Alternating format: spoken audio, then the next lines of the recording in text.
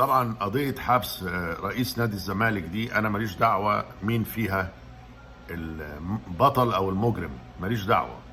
اسمه مرتضى، اسمه محمد، اسمه حسنين، ماليش دعوة. أنا اللي يهمني حاجة واحدة بصفتي زملكاوي.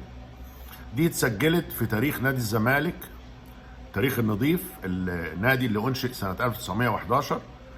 عمره ما شهد قضايا من النوع الخسيس ده أو النوع البطال ده، ان رئيس النادي يتحبس في السجن، يدخل السجن وبسبب حاجه في مجال الرياضه، مش حاجه خاصه بيه. يعني ما فيش قضايا فساد ولا قضايا فلوس ولا حاجه لسه، دي قضيه سب.